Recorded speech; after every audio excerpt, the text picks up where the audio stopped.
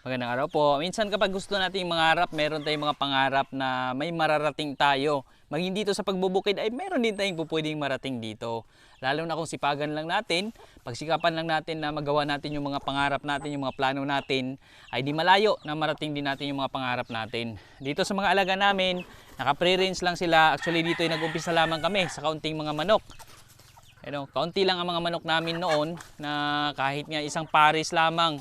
No, ang isa nga sa nabili ko noon, isang pares ng huluhano.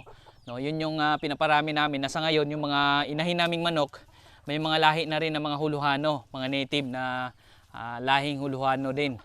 So ayan, yun yung mga napaparami din namin na sa ngayon nagbibigay din sa amin ng meat, nagbibigay sa amin ng egg at magagandang klase ng karne. So yan yung binibreed, magandang breed din, magandang klase ng breed, lalo na itong mga huluhano dahil mataas yung mga tayo nila, mas malalaki na yung mga meat nila.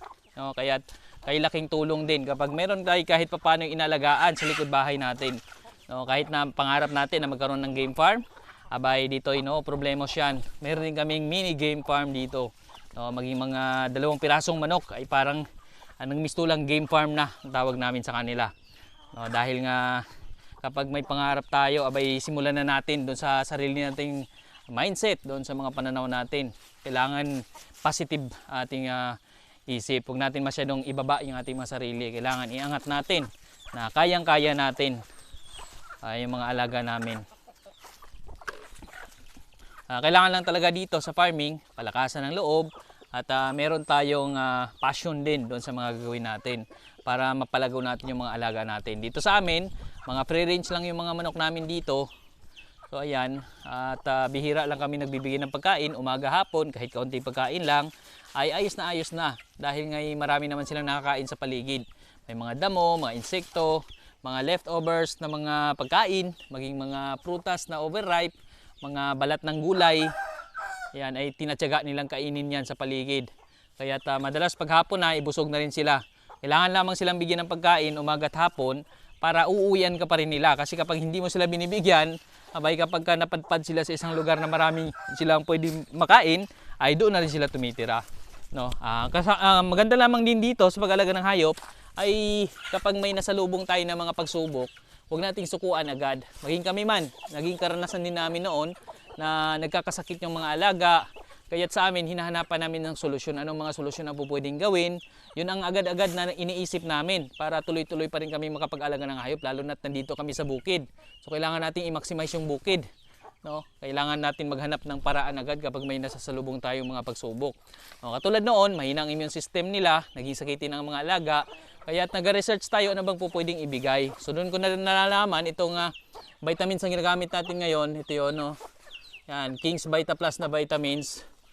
Ayan, ito na yung ginagamit naming vitamins ngayon para palakasin ang immune system ng mga alaga. No? Pupwede sa manok, sa baboy, sa itik, sa manok, sa baka, kalabaw, sa kabayo.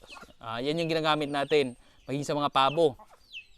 King's Vita Plus para lumakas ang immune system nila, gumanda ang kanilang paglaki, gumanda ang produksyon nila. Para mas less na yung mga nagkakasakit na mga alaga. Kasi based sa observation naman namin ay may maganda talagang epekto at maganda yung pagdami, no? Maganda yung produksyon ng mga alaga namin. Simula nung gumamit na kami ng King's Vita Plus. Ayan, noon kasi madalas ang pagkakasakit ng alaga namin nung wala pa kaming ginagamit na vitamins. Pero sa ngayon mas gumanda na lalo ang produksyon nila. Bihira na lang yung mga pagkakasakit.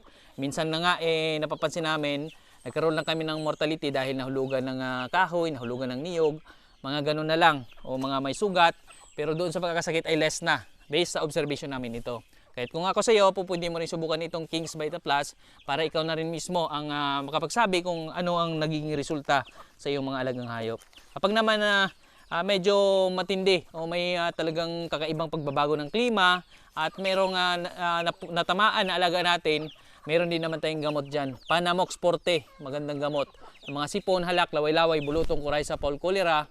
No, ito naman yung binibigay natin, Panamox Forte, nabibili sa mga agri-vet stores, mga poultry supply nationwide. Pati itong King's Vita Plus, maging sa Shopee, ay meron din ito. Ayan, sa mga biik din, ganun din. Kapag may diarrhea yung biik natin, meron silang ubo, may sipon, may lagnat, ito rin yung binibigay namin, Panamox Forte. Nabibili sa mga agri-vet stores nationwide. So yun po, maraming salamat po.